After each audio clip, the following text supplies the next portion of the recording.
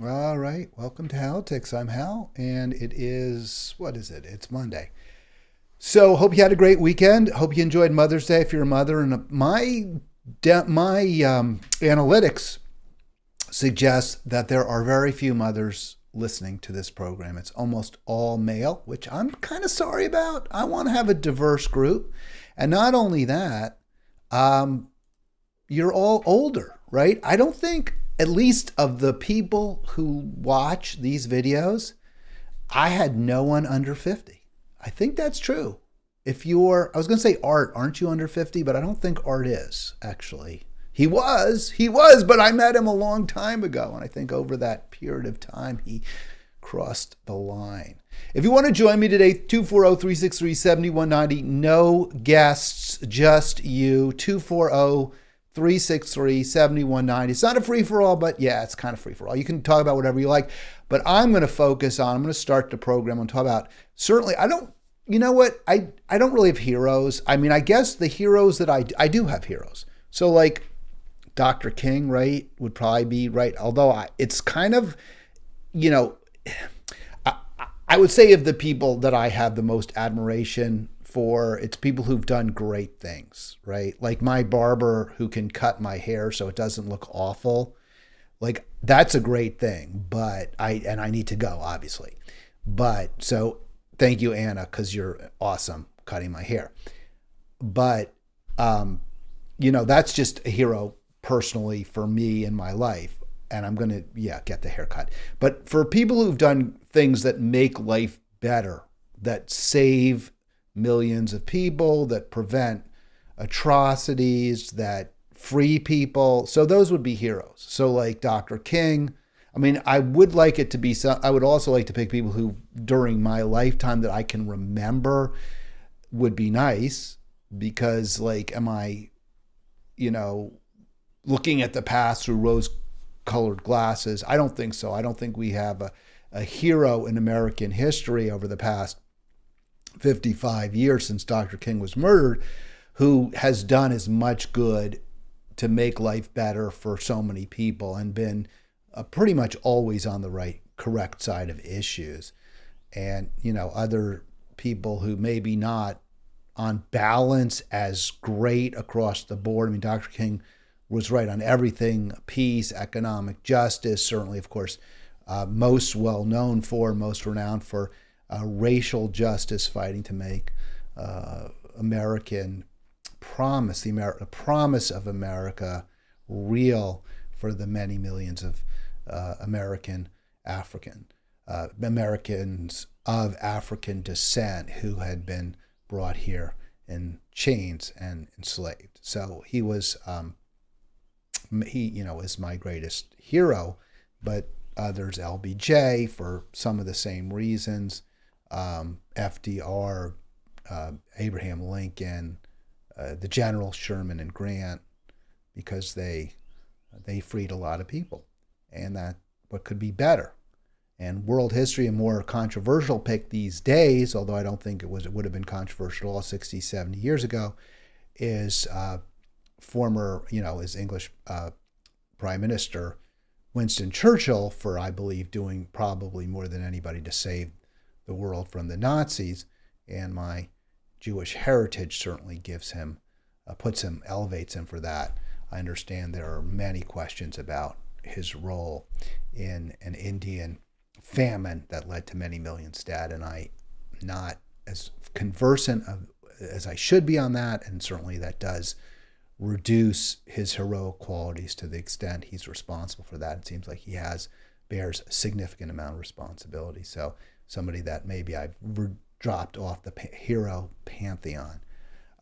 I would not ever have called Jimmy Dore one of my heroes. I do really enjoy his program. I find that he is presenting really important information and taking on the corporatist democratic establishment in a way that no one else is doing it, as he has in general been a harsh critic, and I think a fair critic of the Democrats from the left. He has always been a supporter of Medicare for all. He has challenged Democrats for their hypocrisy, for their fake claims to being on the side of working people, for their corruption. And I think all of it has been almost always spot on. So I would certainly not call him a hero, but I would say that I admire what he's done. And I'm somewhat envious as well because he has managed to succeed in an incredibly difficult business. That is, of course, this live streaming business. And he came in with a bit of an advantage over me, although I have an advantage over others by dint of my history broadcasting in Monterey, where I had a very small but very loyal audience. Some of you have traveled over this journey with me 9 years since I broadcast on radio, and I greatly appreciate that. But Jimmy, as a stand-up comic, has his supporters too, and he is pretty funny and glib.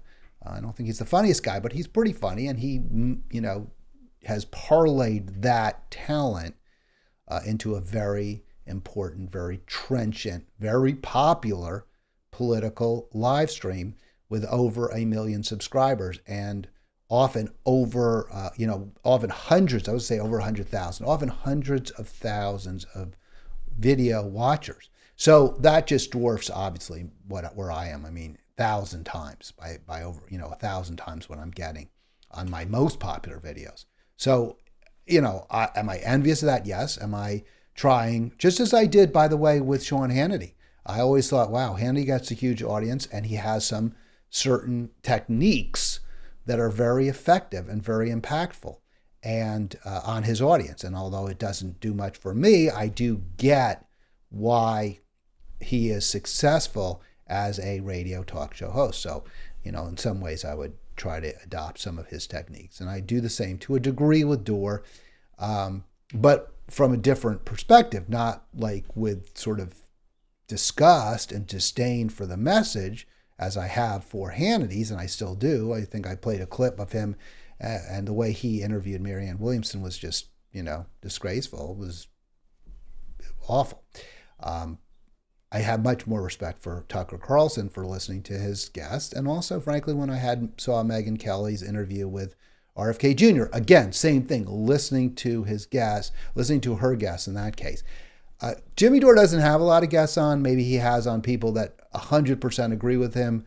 Aaron Monte, I think when he's tried to confront people who have a different view than he does, it hasn't always worked out well. I have, in general, agreed with Jimmy. He's got things wrong, but he's gotten big things right a lot more often than wrong.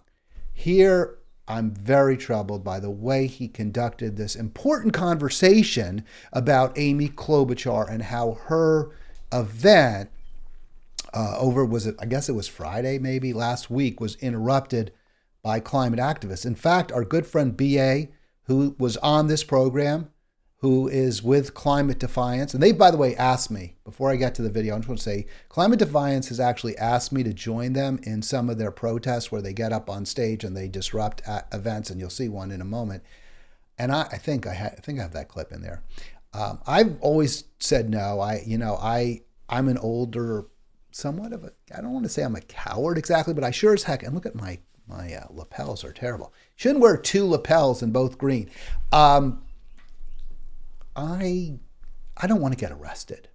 I really don't. I mean, I'm not, and I do believe that these kind of direct action protests are critically important. I mean, I think they were in, civil rights, but I wouldn't have wanted to get hit on the head by a big fat cop wielding a blackjack. That's the last thing I would want. And I don't feel like being dragged off stage either.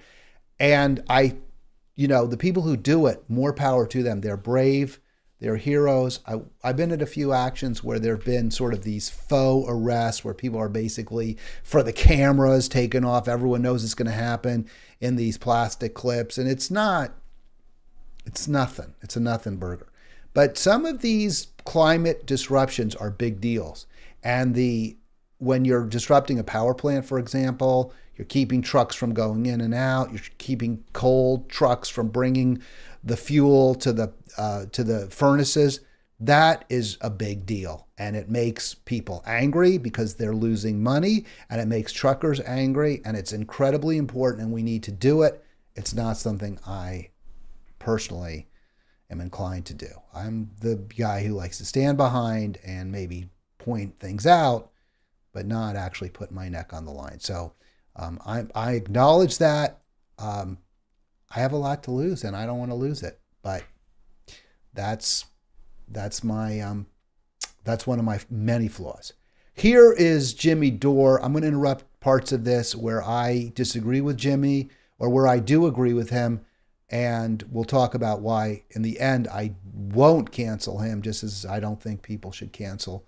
I think there are very few people who should be canceled. Jimmy should not be, although I don't like the way he handled this particular incident or reported it on his live stream. All right, let's get that. Using climate change science to oppress people. And who are they doing it to oppress? The elite, the established? No. Workers and farmers and regular people. So that's what's garbage about climate change Do they science. buy carbon? All right, let me stop that right there. And let me get rid of that pop up there. So Dore is complaining about climate change science. And his concern, his problem with it is he says that climate change science is oppressing people, oppressing working people. Well, that's just BS. Science doesn't oppress anyone. Science is simply a way, using evidence, using logic, using argument, using data, to answer questions about the real world, the physical world we live in. Climate science teaches us, it uses the evidence, doesn't even really teach us. I mean, it's conclusive that human activities are burning up our planet. That's all it is. Now, you may not like that message. You may think that it's, and according to Jimmy, that message is being used to oppress people, to oppress working people, to stop them from making a living, to dun them. That's his argument. It isn't, but it's wrong. Some people may be using, he's wrong. Some people may be using the science wrongly, but that doesn't mean there's anything wrong with the science itself. And he is playing to an audience that is so cynical, that is so, and with some understanding, with somewhat understandably, so dismissive of anything that Democratic elites tell them, that they'll throw the baby out with the bathwater. It is true that human activity, burning fossil fuels, is destroying our planet. It's burning it up, and we are in the midst of the human-caused sixth great extinction, in large part, not only because of what we're doing to the climate, but also because of how we're reducing habitat. That's all. I mean, it's just that simple. And killing the animals directly as well.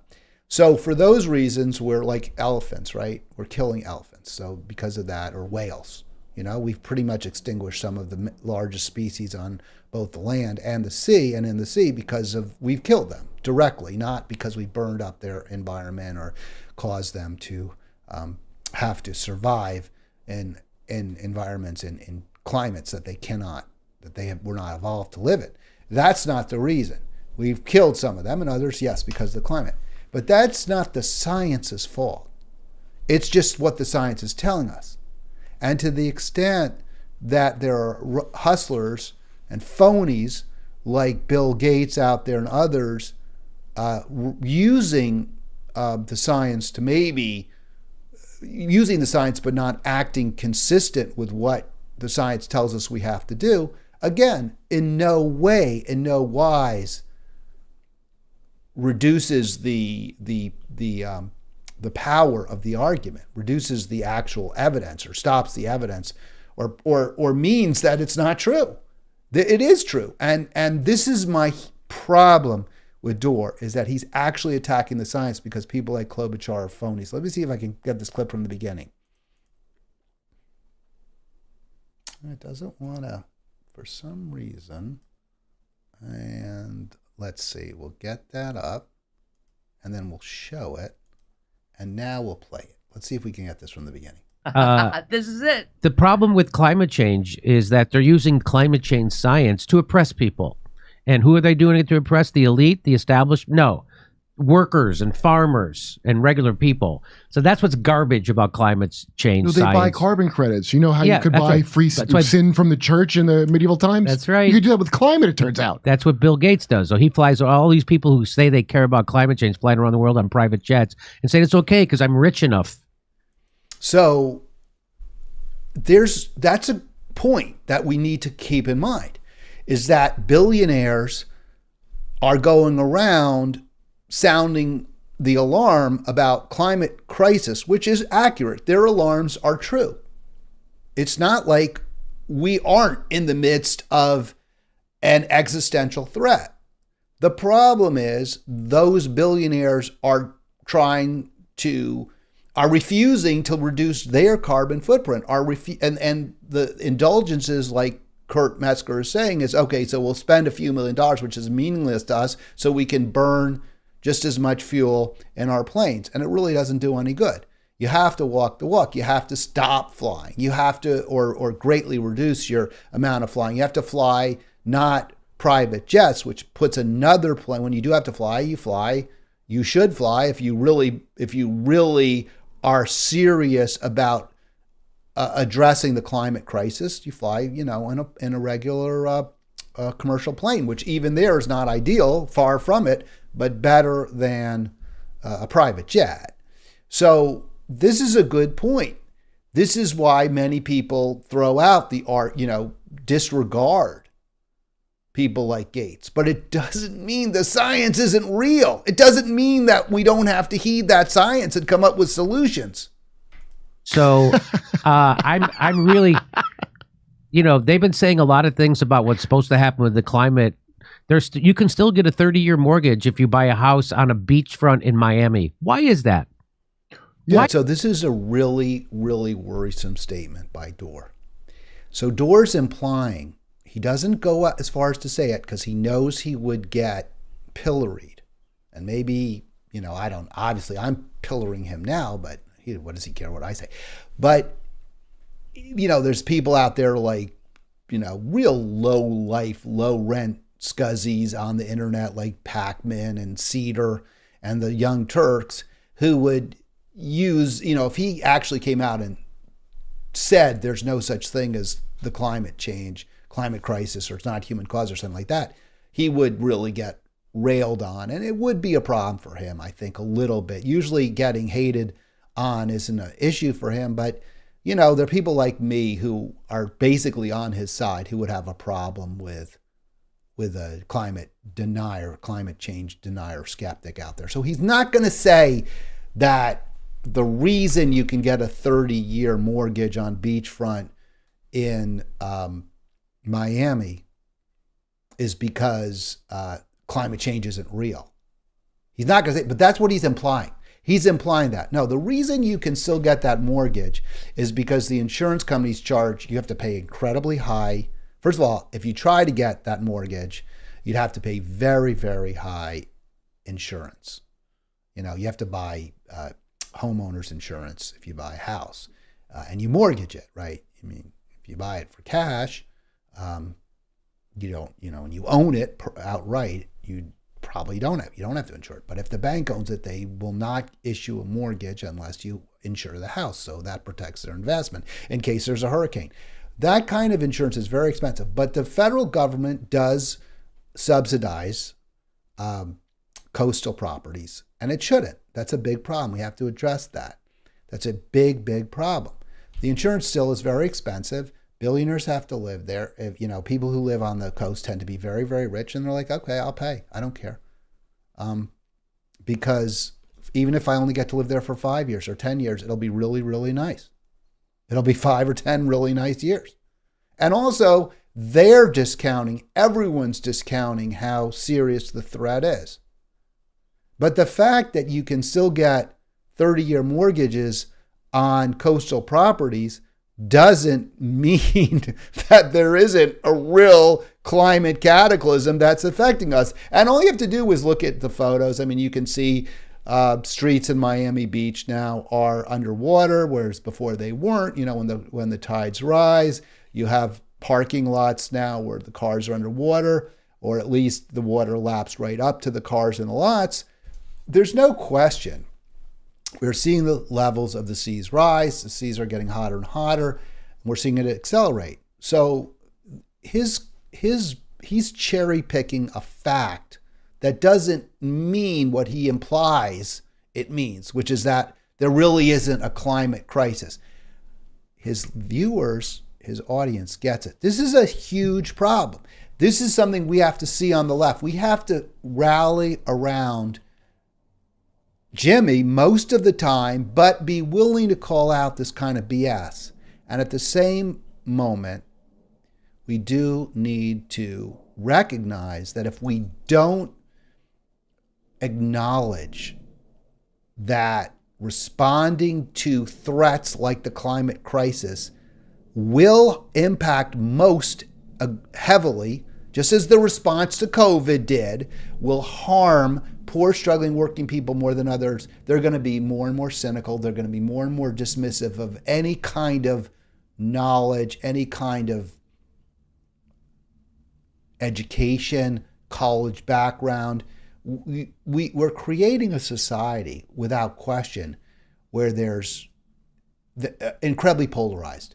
So you have the highly educated on one side who basically get at least the climate crisis. Most of us do, not all. Some are there, phonies, but we get it. But unless we're willing to take on the pain, unless we're willing to shoulder the burdens, and I don't even think they would be that heavy, shoulder the burdens of responding to the climate crisis with much higher taxes on the fuels that we burn, on the electricity that we use, and make sure that the costs are not unfairly imposed on poor, struggling, working people through rebates. Not rebates based on how much electricity and fuel you consume, but rebates based on your being a person. Unless we're willing to do that, and right now, we have no future.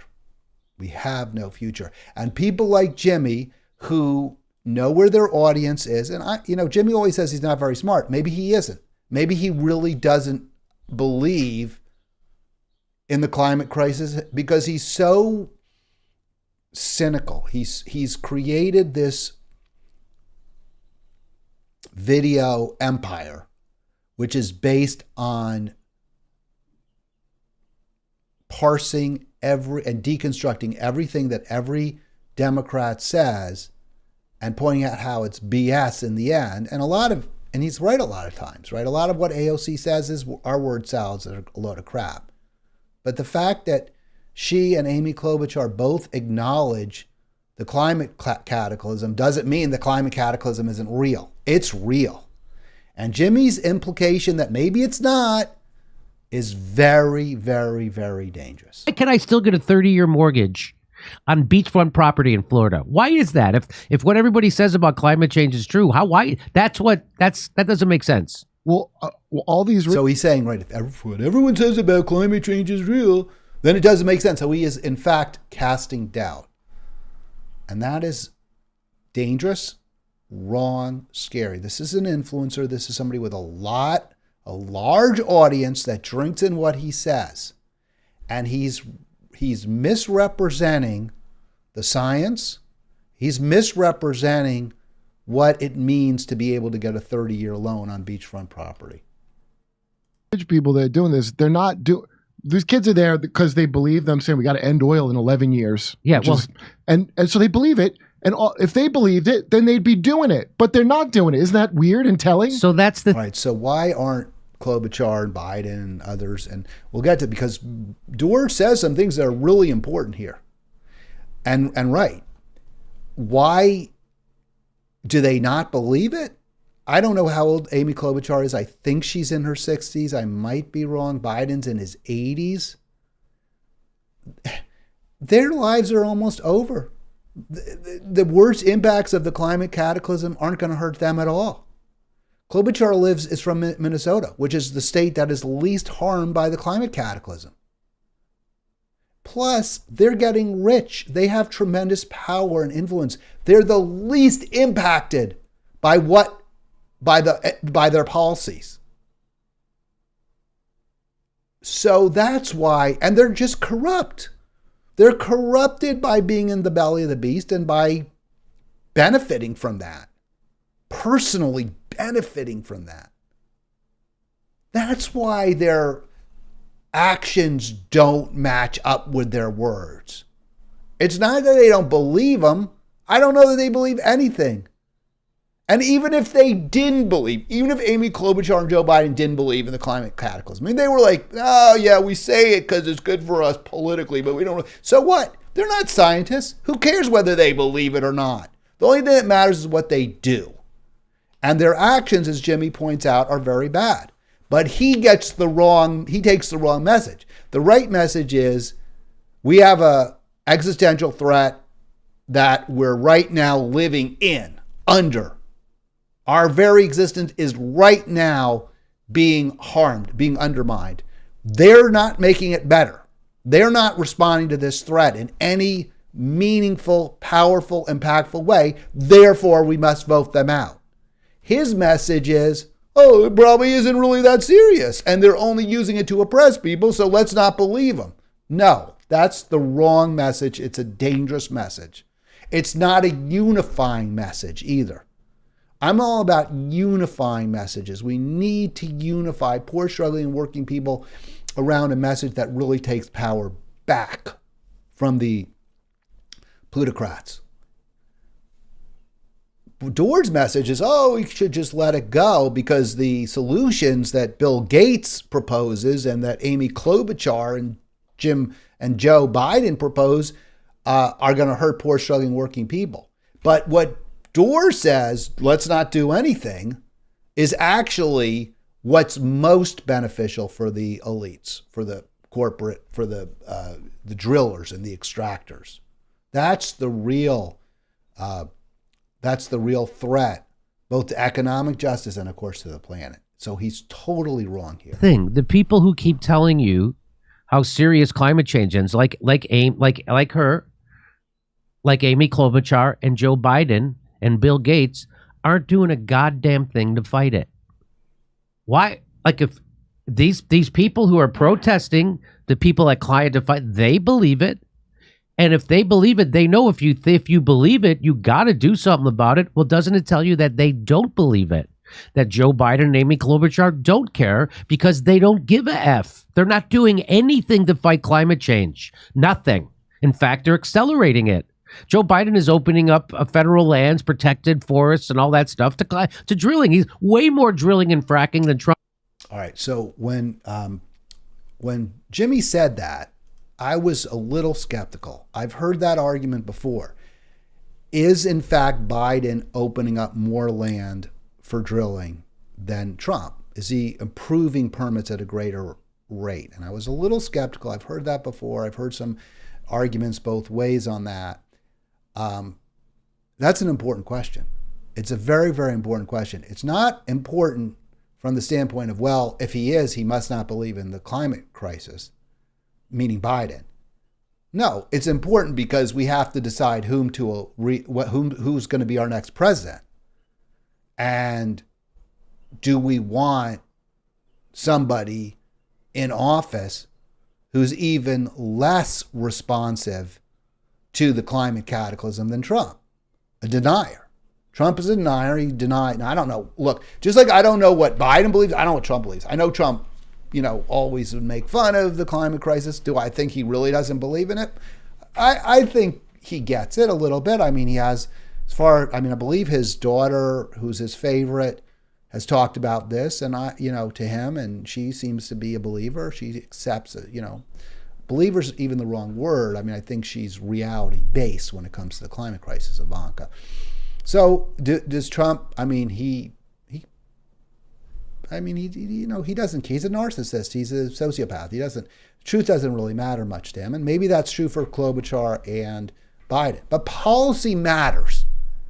So the question when Dore said that is, and this is what matters, not whether Biden believes in the climate crisis, but what we're going to do if we have politicians in office, leaders who are not responding to this absolute, perhaps the greatest threat humans have ever faced, at least when it comes to our future, to the future of our species and of other species as well.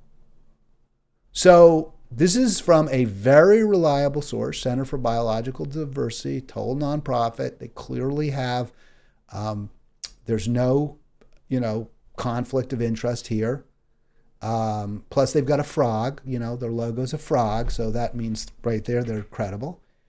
This is from January of this year. Biden administration oil, gas drilling approvals outpaced Trump's. And we know that Biden's approved a lot of, the news, the Willow Creek, which is a disaster, a carbon bomb. Massive fossil fuel expansion undermines U.S. climate commitments. I would agree. So we have to come up with an alternative to Joe Biden. What Jimmy's sort of saying is that we don't really need an alternative because Biden's not really doing anything about the climate crisis. So, we don't have a climate crisis. That's what he's saying. Because Biden and Klobuchar aren't really doing anything, there really isn't a problem. If there was, they would do something. And you kind of see the logic, right? Because none of us can really avoid the climate catastrophe. So you'd think if they really were acting in everyone's best interest, they would include themselves in that because and their families. But again, the wealth and power, the ability to be one of the lucky few, because not everyone's going to die in the climate cataclysm. Just life will be a lot worse for those who survive. For most who survive, there'll be a few at the top who'll be in control. And Klobuchar and Biden are hoping, I guess, or to the extent they even think about it, that'll be them. What the facts show is we need complete change. We need an alternative to the party duopoly. And for those of you who say, well, it's not all Democrats, right? It's just Biden and Klobuchar. We don't have to throw and I use that term baby out with the bathwater. That's ridiculous. The Democrats rushed to endorse Joe Biden when he announced. Bernie rushed to endorse him. Right away, he went on MSNBC. Chris Hayes. I believe AOC has already said she's been pleasantly surprised by Biden. That's just not going to work, folks. We need something different. We need to unite around an alternative who gets the climate catastrophe, who doesn't, and we need also to recognize the smell of BS when it's being shoveled in the manure, and that's what Jimmy was doing. Jimmy gave us a really important fact, a critical fact. Biden is approving oil and gas permits at a higher rate than Trump did. Therefore, he's no better ultimately when it comes to the climate cataclysm than Trump was, which is true. In some ways worse because the Democrats are supporters of free trade and Trump, isn't, at least vocal supporters of free trade. Trump isn't. Free trade is probably the biggest single cause, transportation, the number one factor when it comes to the emission of greenhouse gases coming from transportation. All right.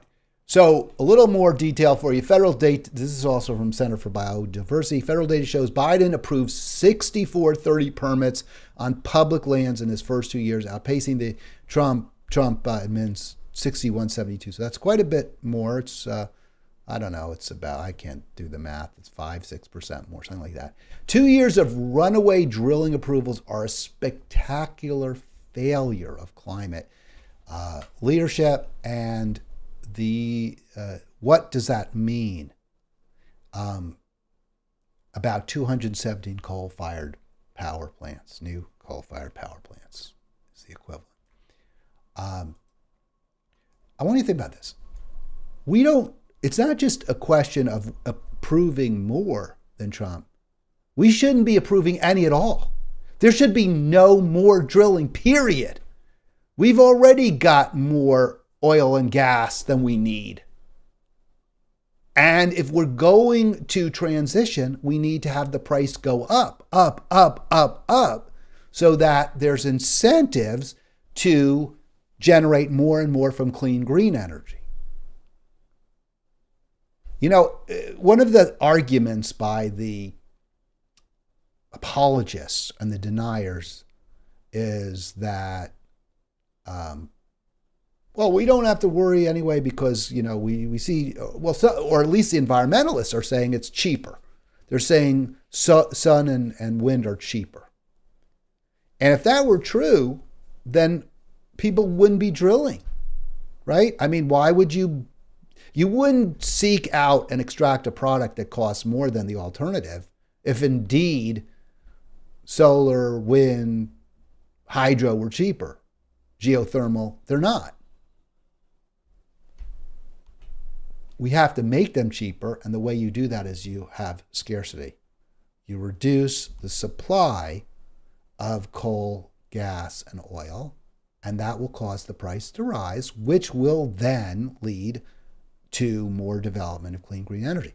That's not sufficient, because if the price starts to rise, there'll be more and more incentive to drill. So you have to actually raise the price artificially through taxes.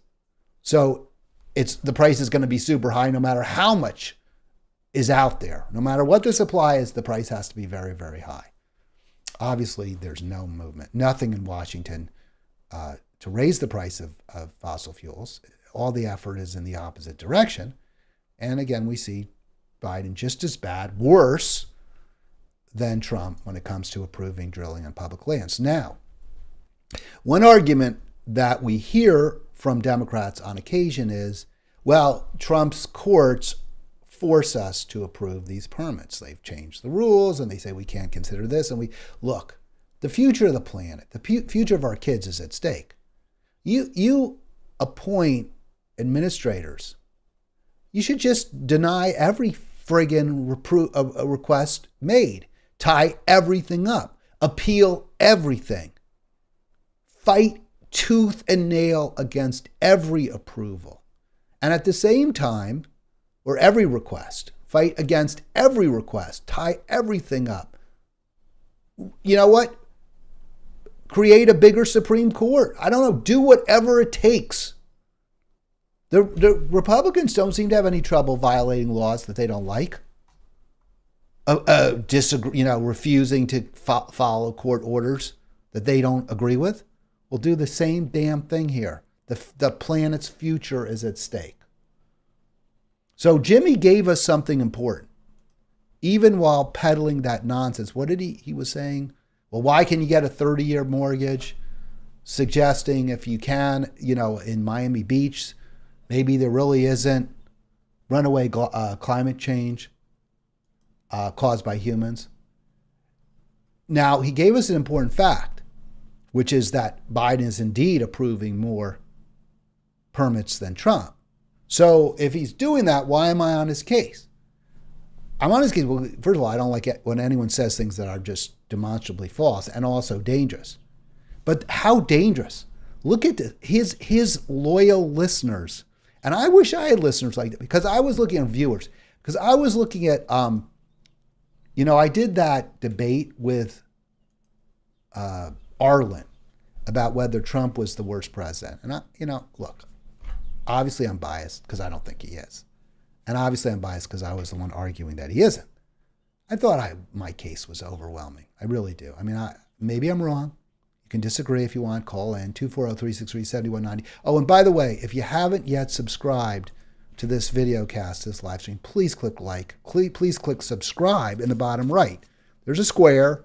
It says subscribe here. Please click that. More subscribers, all the subscribers I can get. Oh, you know what I didn't do? Let's see if it matters. Because Shade's always on me to keep a focus on who's, on my comments. Let's see if there's any comments I should be looking at. No, it looks like there aren't. So I guess you're either hearing me or you're not. I'll hope you are. I see a like, so somebody liked it. There's another like. All right, 240-363-7190. 240-363-7190. This is the danger. Oh, and yeah, so no, I'm saying I wish I had loyal fans who just drink in everything I say and agree with it, like Jimmy. Because I did that live, that argument, that debate with Arlen, and look, modestly, I think I cleaned his clock. I mean, I don't think there was any question. I don't know how you could watch that debate, even if you were confident beforehand that Trump was the worst president. I don't think you could watch that debate and come up with a different answer, and disagree with me and still believe Trump was the worst president. It's just so obvious he wasn't as bad as W. I started with Andrew Jackson. The response, well, can't you come up with someone from this century or this millennium? And the answer is yeah. Richard Nixon was, recent in our memory, and of course W in the 21st century. And they're clearly worse. I mean, I don't care what metric you use. Clearly worse than Trump. And yet people don't want to accept that. They don't want to believe it. People I talk to. But Jimmy says something that's just a load of crap, which is, well, maybe there isn't really, maybe why the 30-year mortgage proves that there isn't climate change, that they don't really believe it. So here's the danger. Liberty Matrix posted in response, a lot of this green agenda. Okay, the science is a science. It's not an agenda. Yes, there is the Green New Deal, which I have mixed feelings about. We do need to do something. It would do something, probably would lead to reduced GHG, not nearly enough. The real solution has to be higher prices, higher taxes, higher costs for GHG. And to prevent that from hurting poor, struggling, working people, the revenues must be returned to the people. A lot of this green agenda is being pushed because someone somewhere is making a lot of money. That's the cynicism. Actually not true. As far as I don't know who would be making money from it. It's by not pushing it that people make money. It's by continuing to extract that people like Joe Manchin are getting richer and fatter and more corrupt. Same with that's by not pushing it. How did the Biden family get so rich? How did Hunter get all that money? By representing an oil and gas concern because of his father's name. How did the Clintons get so rich? By pushing fracking around the world. So it isn't the green agenda that's getting people richer. It's fossil fuels. And then the Liberty Matrix continues, just like in COVID, there was a great redistribution of wealth to the most richest people. Yeah, it's true.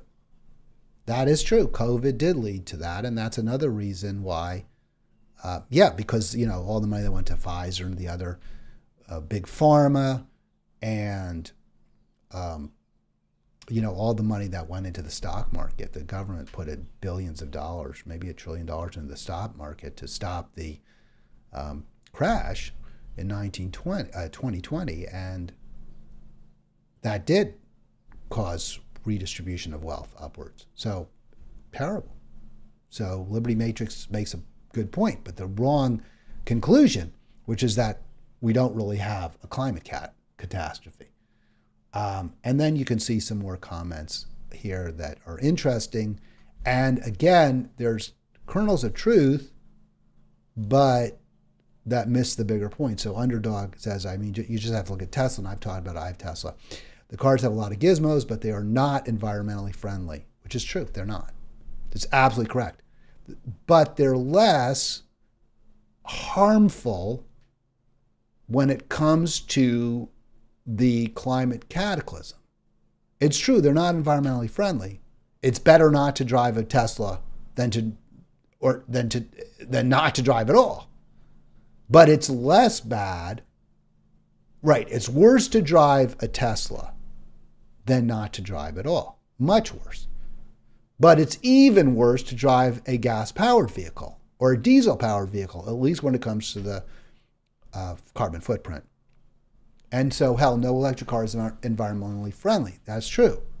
But gas-powered cars and diesel-powered cars are even more environmentally unfriendly. So, again, you're using a fact in a very misleading way. But this is what happens when someone who's a real influencer like Jimmy uses information and evidence very badly, very incorrectly. Yes, we have a climate cataclysm, and yes, we must address it now. And his message is wrong, and I'm upset about it. I'm not going to cancel him. I mean, even there, we got some good information, which is how bad the Biden administration has been. And it's all of this breaks my heart. It really does, because it doesn't break my heart that Jimmy Dore gets things wrong, but there's no allies. There's no who's an ally? Who's out there giving you this message except for me? There's no one. Maybe you talk to someone like David Sirota, but David Sirota is ultimately a Democratic apologist. David Sirota, Jimmy Dore's got a lot right. Forced the vote. He was right. David Sirota went after him for that. So there's no one out there. This is incredibly upsetting. Join me, 240-363-7190. I got 13 minutes left. I wonder whether I need to go start breaking these up. Like, I've thought about that. I should start breaking these videos up because I know that shorter videos tend to get more hits in the long run. It's more work for me. I'm a one-person band, so it's a little harder. We'll see about it. So the town hall, CNN leadership, let me jump around a little bit. I want to go back to this because this is really important, getting a lot of attention. Washington Post here. CNN leadership under fire after disastrous Trump town hall. And furious backlash raised question about the future of Chief Executive Chris Licht. So let's get into that and the larger challenges facing the news media. So then the Post goes into a little more detail here about what the criticisms are. And the Post is pretty smart. Like, they don't actually say it's their conclusions. It's just they talk to a lot of people who are all mad at CNN. And they also talk to CNN, so I give them credit for that. So here's the responses from some people that Paul Farhi, who is a reporter for the Washington Post, who reports on media, had to talk to, and what they had to say and why they think this was such a disaster. It should have been a taped interview where you could fact check him, said one CNN correspondent. The audience was laughing at his comments about Jean Carroll, disgraceful. So before I get to the next paragraph, I want to just respond to that. And we'll go with the second. The audience was laughing at his comments about Jean Carroll, disgraceful. I didn't hear that. The laughter came when the question came up because the audience recognized, come on, 27-year-old allegations first raised in 2019 about something that happened in 1995, 96. We don't even know the date. There was a bill, was it a bill of attainder, a bill designed just to allow that one suit to go forward? Maybe in New York State that waived, that just waived the statute of limitations for 1 year, and she files the lawsuit the next day after it's passed. I don't know, but it's pretty weak tea to base your attacks on Trump, especially the supporters. So yeah, they're going to laugh at it. It should have been taped where you could fact check him. If I'm Trump, I'm not going to go for that. There's no way I'm going to go for a taped interview because you don't know what they're going to cut out or whether, when they're going to override. Remember the RFK Jr., where I guess it was ABC refused to air his comments about vaccines? So no, if I'm Trump, forget that. And they wanted Trump. Let's face it. This interview got them like an audience 10 times their normal size. 3 million people watched that. he got like 300,000 most of the time. So this was a huge win for CNN. I did think they did some things really, really wrong. I don't think that it was live is one of them. And then Licht, who's now the president, I guess, of CNN, said this: I think it was fine having a partisan audience.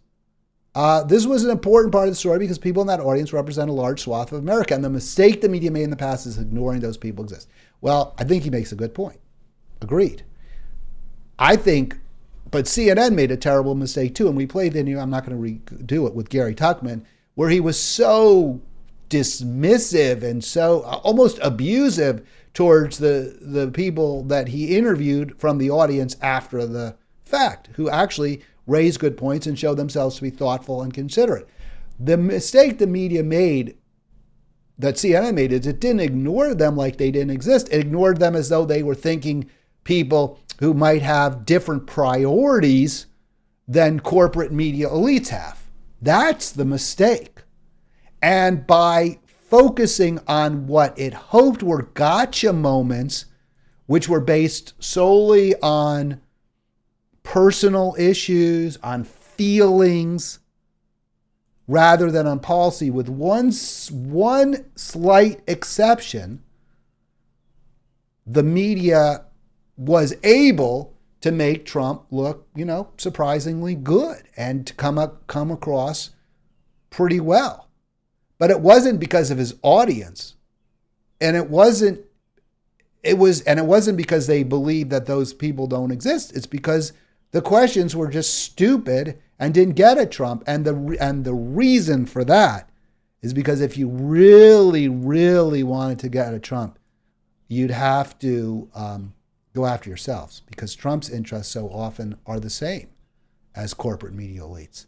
Here's was Trump's best moment and why the media failed so miserably. Made there. Can you say if you want Ukraine or Russia to win this war? I want everybody to stop dying. They're dying. Russians and Ukrainians. I want them to stop dying. All right, so CNN, I guess, believed that the policy that Trump has pursued, that he's most open, most vulnerable to, is pro-peace, or really trying to make him pro-Russia. And Trump turned around and said, I just don't want people to die. But there were really good issues, areas where they could have gone after Trump, and they didn't. And why didn't they? Well, the reason they didn't is because if you really wanted to go after Trump, if you really wanted to weaken his support, you'd have to talk about issues where Trump has taken a side that the corporate media likes. So I wrote this. This is a letter I sent in. It's not going to be on the Washington Post. I sent it to the Washington Post. If CNN's goal was to embarrass Trump and weaken his support, the network took a curious approach. Considered the Clinton News Network by the people who do like Trump, they made their contempt for Trump clearer and his voters from the opening question, which was about E. Jean Carroll. Like, well, they're so stupid that they really think this lawsuit by a famous person based on something that allegedly happened 27 years ago, that somehow is a takedown question. You'd have to really believe his audience is stupid if you thought that was going to be effective, that you thought that was impactful. Instead, you just caused them to circle the wagons around him. That's not going to help. What you have to do is ask him about things he's done that didn't help his base, that were harmful to his base, that negatively impacted on his base. And I give some examples. I give the examples that they should, the areas where they could have been, they could have perhaps eroded the support. And I'll tell you, it would have made for so much better TV. They would have put Trump on his heels a little bit. I'm not saying he might have been able to respond. I'm not saying these were necessarily knockout questions, but so much better. So ask him about repealing Obamacare. A lot of his supporters don't have health care, or it's way, way, way too expensive. They can't afford it when they're sick, or they're family member is injured. So ask him about trying to repeal Obamacare and not providing any alternatives. Ask him about those tax cuts for the rich. How do poor, struggling, and working people, some of whom support Trump, feel about that? How about those bloated? You say you don't want people to die. Why'd you approve massive Pentagon budgets? Why'd you increase droning in some areas, Somalia and Yemen? If you really wanted to bring jobs back, yes, you did impose some tariffs. That was a good thing. The trade war with China was probably well considered, or at least certainly was the right thing to do, whether you consider it or not. But why didn't you have a more comprehensive policy with tariffs? Why didn't you really take on Amazon and the other offshorers and short timers? You could have tried. And I note, I'm confident that the audience would have been far more interested. And wouldn't you? Aren't you? Aren't you more interested than whether he wants Russia or Ukraine to win? Confident that the audience would have been far more interested in the answer to these questions and questions like them than how he feels about losing a civil lawsuit based on events. Yeah, and I already went over that. Again, aren't you just as interested? I would be. I think they're a lot more momentous. I think they're a lot more relevant. Ask him about how he's going to do with the threat that China poses, economically and militarily. Trump got China right. Trump is right. China's the problem, far more so than Russia. So how are you going to, address their rise? You started a trade war. How are we going to rein them in? I'd ask him about the climate crisis. He claims it's not real. I would still bring it up. I mean, those are important issues. And the thing about the climate crisis, why that's a good question to raise, is because not only is it important, but yeah, a lot of Democrats don't agree with him on that. Throw him a bone. Throw us a bone. Talk about an issue that, well, I care about all of those issues, but many Democrats, Sally, don't seem to care about trade, or they buy the free trade lie that it's good for working people. So let's talk about some issues that Trump's opponents seem to have the better. Let's see what he responds. So, and by the way, this is nothing new for me to suggest that we address Trump and his areas of strength. I wrote about this back after Trump was elected. And I, said all the demonizing, basically what I'm saying now, all the demonizing, all the attacking isn't helping. It's not going to win. It's not going to defeat Trump. If you want to defeat him, then go after him where his supporters are. Just as I thought Obama made a terrible, terrible mistake after he won in 2008. Not going to the heartland, he won Indiana, right? Isn't that amazing? Go to Indiana, go to Iowa. Talk about how trade is so bad for American workers, free trade, and how we need to bring those jobs back and how you're going to try to bring those jobs back. I'll guarantee you, he could have started another generational Democratic majority if he had done that, and totally pissed it away, and instead went for free trade and all the rest. So here's how I end this. This is something I wrote a while ago, and I just bring it up because it's consistent with how we can win. We must unite with poor, struggling, working people on issues that are most important to them, and do it from a progressive, populist lens, or with a progressive populist lens. So 538 article suggested Trump is most vulnerable when he acts contrary to his supporters' expectations. Ask him about the E. Jean Carroll lawsuit. That's not going to help him. That's not going to hurt him in the least. Asking him about who he wants, Ukraine or Russia, his supporters don't care about Ukraine or Russia. Stupid question, harmful question if you want to take down Trump. And in fact, it made Trump look good anyway.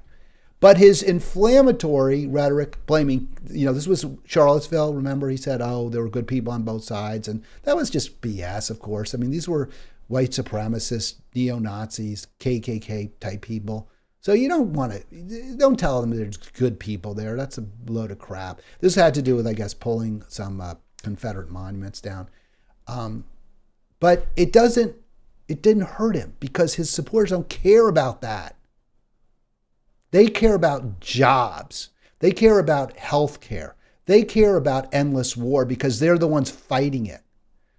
They care about government policy that they are very, very cynical will likely hurt them, even when it's addressing something really important like the climate crisis. So his endorsement of the Republican health care bill, which was to dismantle the Affordable Care Act, made him less popular. His supporters didn't like that. They were like, wait, we don't love Obamacare. It's not great, but it's better than what we had before. And now you're trying to get rid of that. What the hell? That was a problem for him. It could have been, but the media, you know why the media didn't blow that up? Because they don't want working people to have universal health care. They agree with Trump. They're fine with that. They're okay with the Obamacare. But the last thing they want, yeah, Obamacare's fine because it's pouring billions into for-profit health care. But if you really went after Trump and said, hey, wait a second, you campaign on universal care and you just tried to dismantle Obamacare without replacing with anything, that's not a message they want.